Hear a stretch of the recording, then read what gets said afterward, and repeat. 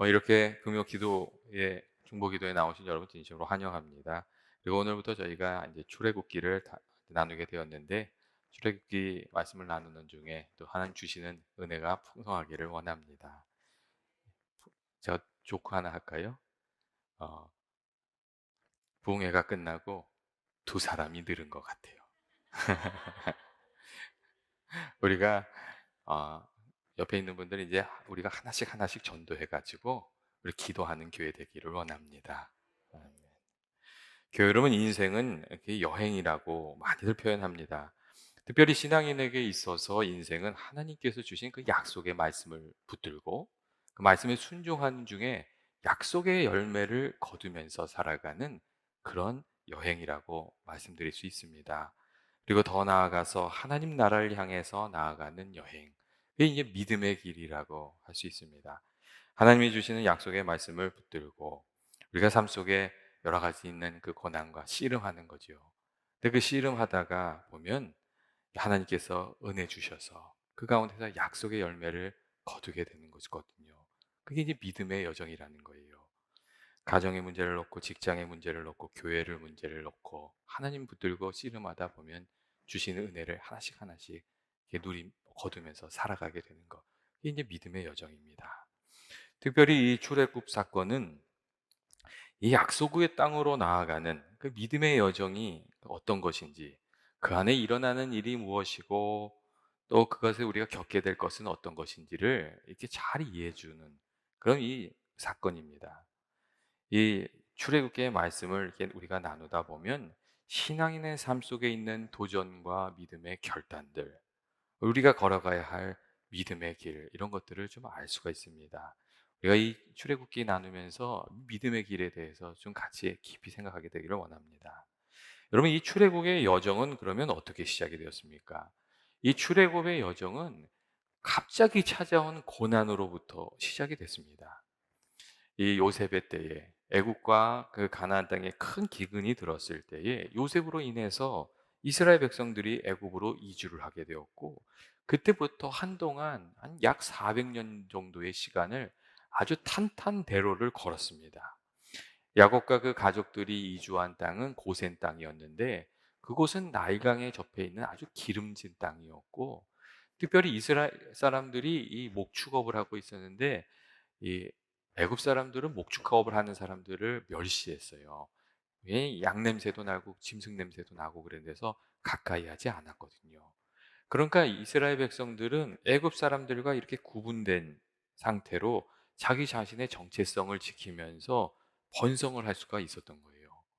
이 400년이라는 시간 동안 이스라엘 백성들의 수는 한 민족을 이룰 정도로 증가하게 되었고, 애굽 사람들이 위협을 느낄 정도로 많아진 거예요.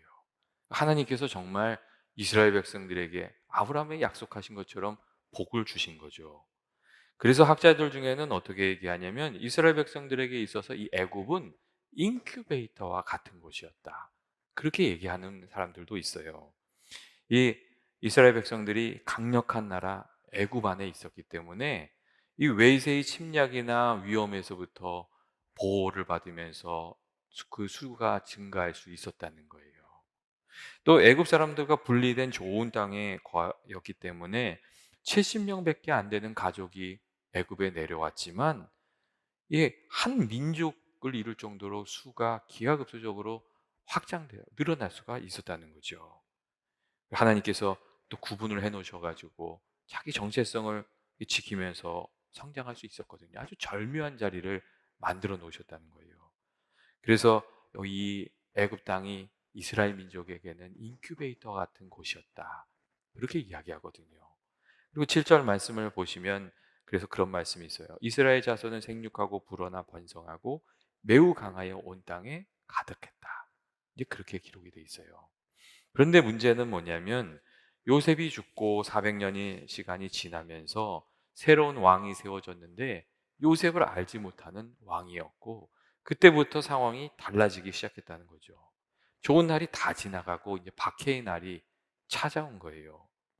이 요셉을 알지 못하는 왕이 누구인가 하는 것에 대해서는 몇 가지 의견이 있는데, 어떤 이들은 람세스 2세라고 말하고, 어떤 이들은 이 아멘호텝 2세라고 생각하는 사람도 있어요. 그런데 많은 이들이 람세 2세, 예, 라메세스 2세라고 하잖아요. 그 2세 때 일어난 일일 것이다. 그렇게 얘기하죠. 그리고 이 왕이 세워지면서 이스라엘 백성들의 축복의 시간은 끝이 나고 말았어요. 이 먼저 새롭게 세워진 왕은 이스라엘 백성들을 아주 위협적인 존재로 인식했습니다. 그래서 9절부터 10절을 보면 이 왕의 걱정이 나와요. 이스라엘 백성들이 우리보다 많고 강하다. 우리가 지금 이제 지혜롭게 해야 될 때가 왔다. 이 사람들이 숫자가 많아지는데 전쟁이 났을 때에 그 침략자들과 한패가 되면 우리가 아주 어려워지지 않겠냐. 그러니까 이 사람들을 잘 다뤄와야 된다. 이렇게 그렇게 얘기를 하는 거죠. 그리고 이때부터 이스라엘 백성들에게 아주 무거운 중노동이 부과됐어요. 이 고센 지역에 있는 비동과 람세성은 라메세스 2세의 그 전략 기지면서 비축물을 이렇게 비축하는 그런 성이었을 것이라고 얘기되고 있는데 그 성을 건축하는 일에 이제 동원이 된 거죠. 그리고 중노동을 하면서 학대를 받는 시간이 시작이 됐어요. 축복의 땅, 한순간에 축복의 땅이 변해서 눈물의 땅이 되고 기쁨의 시간이 그치고 그다음에 고난의 시간이 찾아오고 이렇게 된 거죠. 얼마나 황당했겠어요. 날벼락도 이런 날벼락이 없는 거예요. 그런데 우리가 이렇게 성경을 보면서 알게 되는 것은 이 놀라운 점은 이 고난의 시간이 바로 애굽에서 벗어나 약속의 땅으로 이스라엘 백성들이 나가게 되는 아주 중요한 그 동기가 되었다는 게 점입니다. 이스라엘 백성들에게 찾아오는 고난은 사실 아주 특별한 메시지를 가진 고난이었어요. 그 첫째는 이스라엘 백성들이 이제 안주하고 있던 것에서 벗어나서 변화되어야 한다는 것을 알려주는 그런 메시지였어요. 이스라엘 백성들이 기름진 고난의 땅에서 행복한 시간을 보내고 있었지요. 그런데 그때에 행복한 시간을 보내느라 잊어버린 것이 있었어요. 그것은 하나님께서 택한 백성으로 세웠다는 것, 하나님이 주신 약속이 있다는 것, 하나님이 사명을 부여받은 민족이라는 것을 다 잊어먹고 말았어요. 고난 땅에서 이 고센 땅에서 충분히 행복했기 때문에 하나님의 약속이나 뭐 사명이나 말씀이나 이런 게 다 잊어버리게 됐다는 거거든요. 그런데 이 고난이 찾아오고 억울하고 어려운 일을 겪으면서 이스라엘 백성들이 이 고센 땅이 하나님께서 약속하신 축복의 땅이 아니고 이곳에 영원히 거할 수도 없다는 것을 깨닫게 되었습니다. 아주 뼈저리게 느끼게 된 거죠. 그리고 이 지독한 압제를 겪으면서 이 출애굽을 생각하게 되고 또 하나님을 생각하게 되고 믿음의 길을 생각하게 되고 기도를 생각하게 되고 그렇게 변화되게 되었던 것이거든요. 만일 애굽 땅에서의 그 이스라엘 백성들의 삶이 번영의 지속이었다면 그들은 결코 애굽을 떠날 생각을 하지 않았을 겁니다. 그런데 이 고난이 찾아옴으로 하나님이 약속하신 그 약속의 뜻을 생각하고 애굽을 떠나야 되겠다는 결심도 할 수 있게 되고 그렇게 된 거죠. 사실 우리들의 삶에 찾아오는 고난들은 어려움들은 반가운 것은 아닙니다. 하지만 고난이 중요한 일을 할 때가 때때로 있습니다. 고난을 통하여 나의 인생에 대한 안목이 변화되고 내 마음속에 품고 있던 소원이 바뀌고 오랜 시간 버려야 되지 하면 생각하면서도 버리지 못했던 것을 버리게 되고 또 하나님 멀리하던 사람이 하나님 가까이 하게 되고 이 고난이 아니라면 할 수 없는 일들이 있습니다. 근데 그 일을 하는 거죠. 고난 당하는 것은 나쁜 일이지만 고난을 잘 사용하면 하나님이 원하신 열매를 맺게 됩니다. 예전에 어떤 목사님이 그런 얘기를 한번 하셨어요. 그 교회에 여행을 무척 좋아하시던 그 집사님 한 분이 계셨대요. 그래가지고 이제 그분은 이제 날씨 좋아지면 이제 여행을 늘 다니시는 거예요. 그런데 한 번은 그분이 아프셔가지고 병원에 입원해가지고 이제 신방을 하신 다음에 그렇게 얘기를 하셨답니다. 아이고 집사님 빨리 쾌차하셔서 여행도 싱싱 다니셔야지요. 이렇게 얘기를 한 거예요. 그랬더니 근데 그 집사님이 갑자기 그렇게 얘기하더랍니다. 목사님 아니에요. 이제는 믿음 생활 잘하게 해달라고 기도해 주세요. 그렇게 이야기를 하시더래요. 이 병상의 자리에서 깨달은 게 있었던 거거든요. 이 고난 중에 우리가 깨닫게 되는 것이 있는 것 같아요. 그 메시지를 잘 하나님이 주시는 메시지를 듣는 것. 그렇게 되면 고난도 유익이 되는 줄로 믿습니다. 특별히 이스라엘 백성들에게 찾아온 고난은 우리가 이게 상황으로 사는 것이 아니라 하나님을 생각하면서 살고 이 말씀과 부르심을 따라서 살아야 한다는 것을 이렇게 알려주고 있습니다. 상황이 얼마 전지 변화했는데 지금 좋다고 해서 그 상황에 안주하면서 살아서는 안 된다는 것. 그것을 얘기해 주죠. 그리고 또 하나님이 주신 소명과 약속의 말씀을 붙들면서 살아야 한다는 것. 그 부르심으로 살아야 한다는 것도 이야기해 주고 있습니다.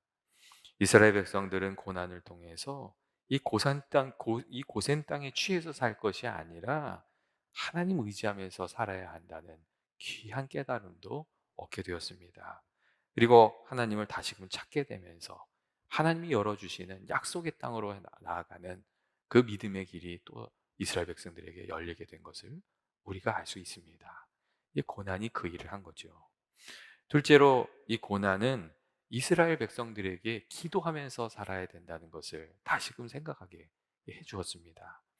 이스라엘 백성들이 고난이 찾아왔을 때 여러분 어떻게 기도했습니까? 이들이 하나님께 간절히 기도하기를 시작했습니다. 사실 고난이 없을 때는 이스라엘 백성들이 기도를 잊어버린 채 살았는데 하나님이 없어도 되는 줄 알고 살았는데 기도하는 사람으로 탄식하면서 하나님을 찾는 사람들로 바뀌게 된 거죠. 그리고 하나님께서 이스라엘 백성의 기도를 들어주시는 것을 우리가 알 수가 있습니다. 오늘 우리가 읽지는 않았지만 출애굽기 3장 7절 8절을 보면 하나님께서 그런 말씀을 하세요. 내가 애굽에 있는 내 백성의 고통을 분명히 보고 그들의 감독자로 인하여 부르짖음을 듣고 그 근심을 알고 내가 내려가서 그들을 애굽의 손에서 건져내서 적과 꿀이 흐르는 땅으로 데리고 가겠다. 이렇게 말씀하시는 것을 이 출애굽기 3장 말씀을 보면 우리가 알 수가 있습니다.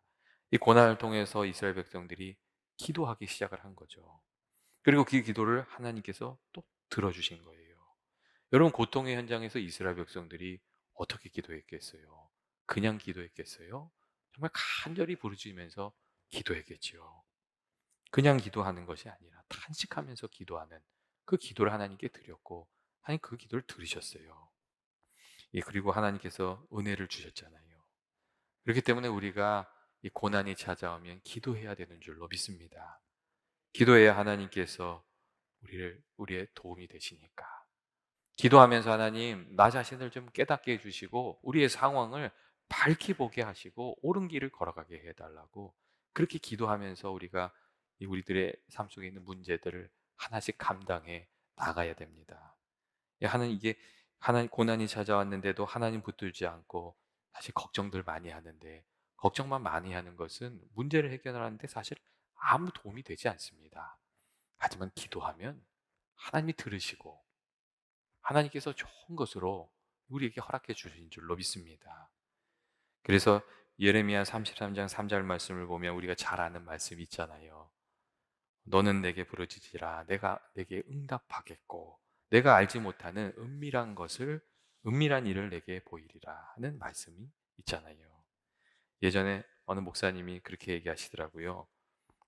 도둑이 들었을 때는 그 다음에 112 그렇죠? 112 화재가 났을 때는 119 어려움이 찾았을 때는 333 이렇게 얘기를 하더라고요. 예레미야 33장 3절 말씀이거든요. 그러니까 어려움이 왔을 때는 333이라고 기도해야 된다고 그런 이야기를 하신 적이 있습니다. 여러분 평범한 인생의 시기에는 평범한 기도가 우리에게 요구됩니다.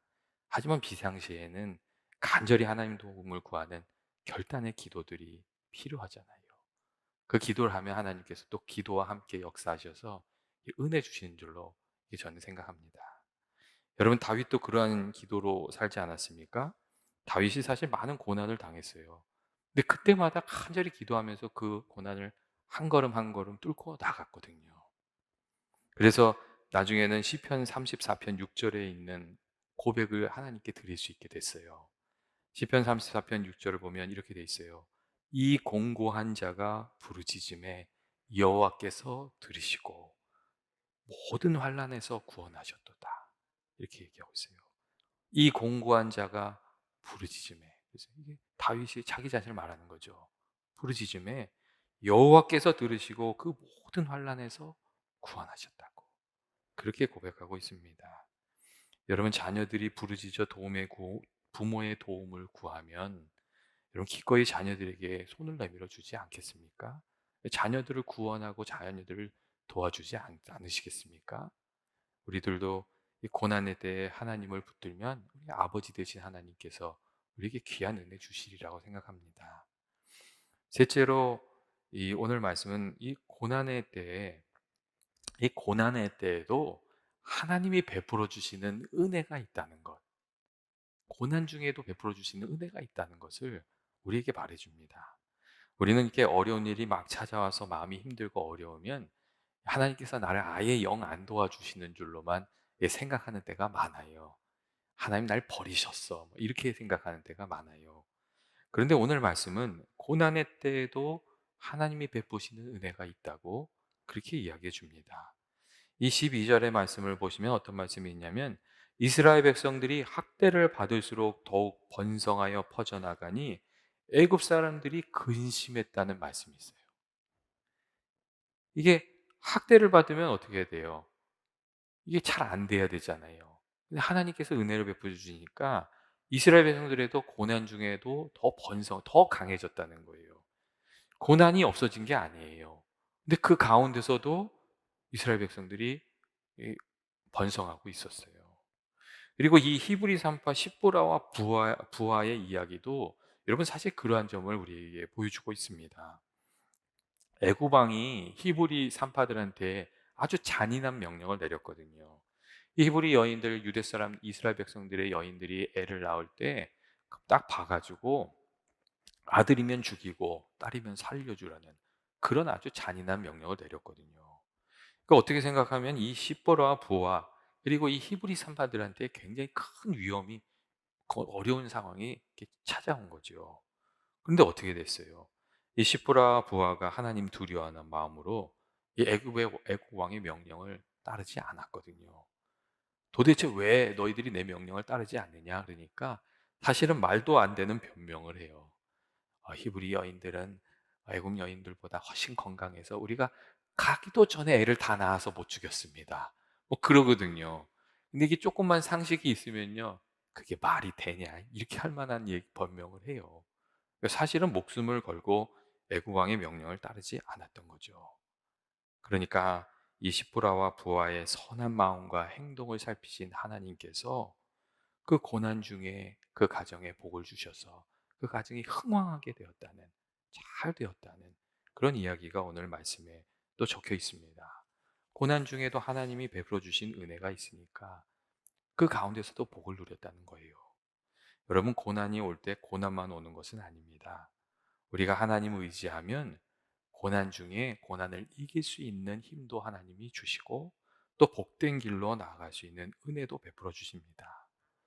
예전에 제가 아는 그 가정이 하나 있었는데, 거기도 남편 되시는 분이 사업을 하시다가 사업이 잘 안 되셔서 집도 날라가고 이 재산을 다 잃어버렸어요. 그리고 가족들이 다 뿔뿔이 흩어졌는데, 그래도 다행인 것은 이 가족들이 다 믿음이 그래도 조금씩은 있었던 거예요. 그래서 흩어져 있지만 서로를 위해서 이렇게 격려도 해주고 전화도 하고 이렇게 또 만날 때마다 또 서로 이렇게 위로하고 그렇게 하면서 그 고난의 시기를 잘 넘어갔어요. 그리고서 하시는 말씀들이 어떤 거였냐면, 고난이 없었으면 편하게는 살았지만 이게 알 수 없어요. 믿음의 길에 대해서는 알지 못했을 것이라고 그런 이야기를 하셨어요. 기도하면 하나님께서 도와주신다는 것도 알지 못했을 것이고, 이 가족의 소중함도 잘 알지 못했을 것이고, 형제 자매 간에 나누는, 어려울 때 나누는 사랑이 얼마나 귀한 건지도 알지 못했을 것이고, 그리고 세상적인 게 얼마나 허망한지도 몰랐을 것이고, 알지 못할 게 참 많은데 고난을 겪으면서 그것들을 다 알게 되었다고, 특별히 자녀들이 기도하는 자녀들이 되었다고, 그게 제일 큰 복이었다고 그렇게 이야기하시는 것을 제가 들은 적이 있습니다. 여러분, 우리들의 삶 속에 언제나 어려운 일들이 있습니다. 하지만 그 어려운 일이 끝까지 가는 게 아닙니다. 그 일이 끝나는 때가 있고 믿음의 길을 가다 보면 그 끝나는 때에 귀한 열매를 하나님께서 거두게 해 주시리라고 믿습니다. 여러분, 이 하나님께서 고난을 주시는 것이 아니에요. 세상에 악이 있고 인간이 연약한 존재라 많은 잘못을 저지르기 때문에 인생에 고난이 많은 거예요.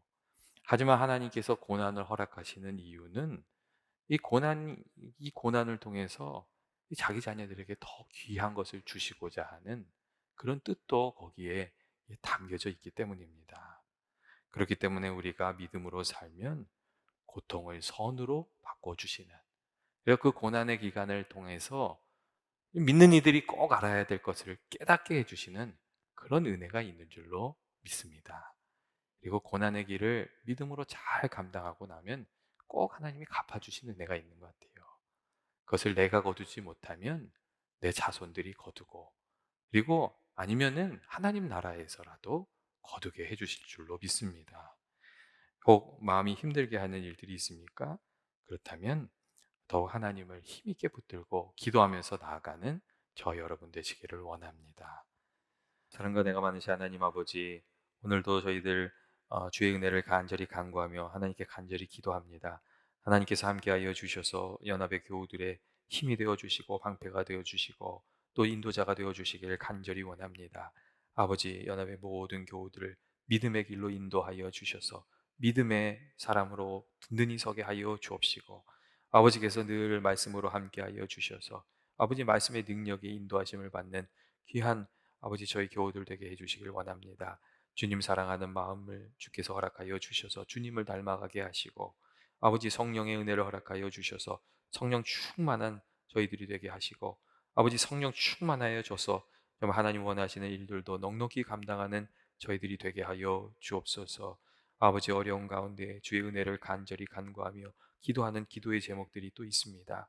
아버지, 간절히 기도하는 아버지, 그 기도를 주님께서 기억하여 주셔서 주께서 저희들의 도움이 되어 주시고, 아버지 얽혀 있는 문제들은 주께서 풀어 주시고, 저희들이 해결할 수 없는 문제 주께서 감당하여 주옵소서. 아버지, 육신의 질병의 문제도 주님께서 해결하여 주셔서 아버지, 아픈 이들이 다시금 병상에서 일상으로 돌아오는 귀한 은혜가 있게 하시고, 아버지 낙심하지 않도록 주님께서 그 마음을 붙들어 주옵소서. 그리고 깨어지고 상한 마음 있는 이들 주님 위로하여 주시고, 주님 만나 주셔서 아버지 세상이 줄 수 없는 위로에 힘입어서 살아가는 귀한 은혜도 있게 하여 주옵소서. 아버지, 교회를 위해서 아버지 간절히 기도합니다. 아버지께서 함께하여 주셔서 아버지 저희들의 마음 가운데 성령의 불을 다시금 뜨겁게 붙여주시고, 아버지 연합의 모든 교우들이 정말 주님을 간절히 사랑하는 마음으로 아버지 예배하고 찬송하고 또 믿음 생활하고 아버지 교회를 섬길 수 있도록 주여 인도하여 주옵소서. 아버지께서 함께하여 주셔서 저희 교회가 하나님이 정말 기뻐하시는 교회, 말씀과 성령과 은혜가 충만하고 사랑이 충만한 교회 되게 하여 주옵소서. 아버지, 또한 저희들 또 다른 사람과 나눌 수 없는 기도의 제목들도 있습니다. 이 시간 주께 저희들의 마음을 털어놓으며 기도할 때에 아버지, 저희들 긍휼히 여기시는 주님께서 저희 마음의 기도를 주님 들어주시고 또 속히 응답하여 주옵소서. 주께서 함께해 주시길 원하오며 예수님의 이름으로 기도합니다. 아멘.